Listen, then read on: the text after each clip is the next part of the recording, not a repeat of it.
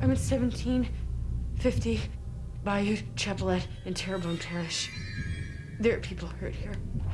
One of the big decisions is always like where you're going to shoot on location or studio.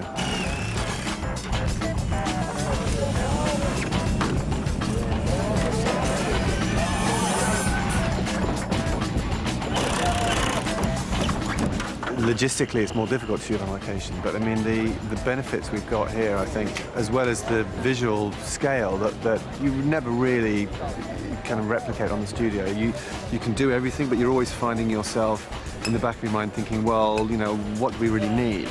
Whereas when you're on a location, the scope is limitless. And we found that here, which has been fantastic. Action! You have a lovely home. I think the fact that we filmed at the Felicity Plantation was a key element in the way the film will turn out. I mean, after my initial inquiries, we were told that we couldn't get into the house.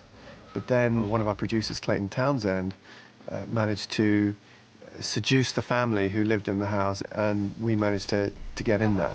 What was this little house? That was the kitchen. Back a long time ago? Before they had gas in the house. We realized that we were able to shoot all of the house exteriors, but there were so many other elements we could do there as well. There were outhouses. Are we going to keep this dead here? Yeah, I think it's good. And there were fields and swamp areas nearby that enabled us to do so much of the shoot actually on location. There is a scope that you get and an authenticity that you can't replicate in the studio. First thing I want to talk about is really is that I've worked with Ian. This is the fourth film that I've done with the director Ian Softley. So there's one thing is to get a place that looks right and feels right. Another thing is to make it work for the script. And there's a thing like the old guy Ben climbs out of the window in the middle of the night and crawls along a roof and falls down and is heading for the swamp. There was no swamp in this house. So I thought at one time, can I build a swamp in that field? Okay, Robert, open the valve to the swamp.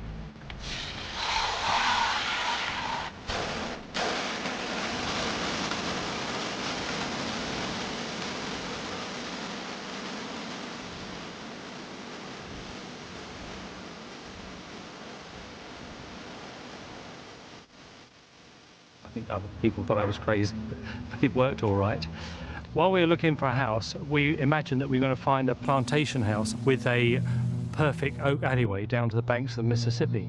And unfortunately, when we found the house that we wanted to use, it didn't have an oak alleyway down to the banks of the Mississippi. But then we found this place, Evergreen, which remarkably has got two parallel oak alleyways planted 100 years apart, which actually suits the story of our film, where we've got flashbacks to nearly 100 years ago.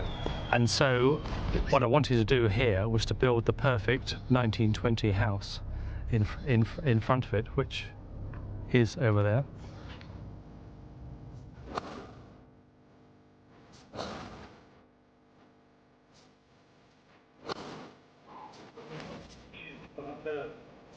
Well, that's quite a good look. And that's maybe a combination of some real formalized pieces. The other benefits, I think, are more imperceptible, which is the effect that they have on the actors. I think, for example, with Kate, she understood by being on location what it was like to travel out of the city into the bayou, into the swamp area, so that we were making that journey every morning ourselves. It was almost like a kind of part of the actors' preparation. As they arrived on set, they were shedding, you know, vestiges of their everyday life and their normal self. All right, stand by the roll, guys. The house itself is spooky. It's a very heavy place.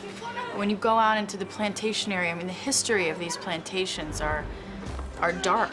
You know, it has very, very powerful connections and so on, which you're going to think about without any question. Be marked!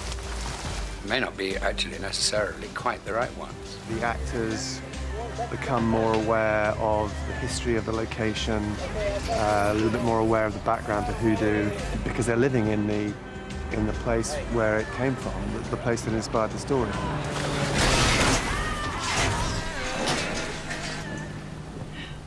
And I don't think you can put a price on that.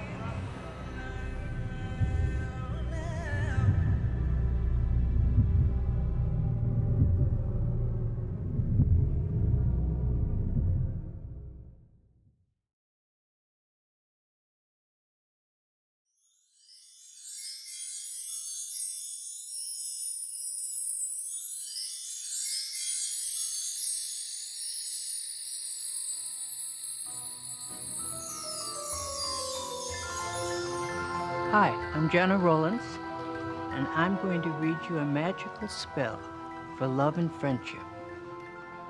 On a popsicle stick, write your full name. On the other side of the stick, write the full name of the one you desire.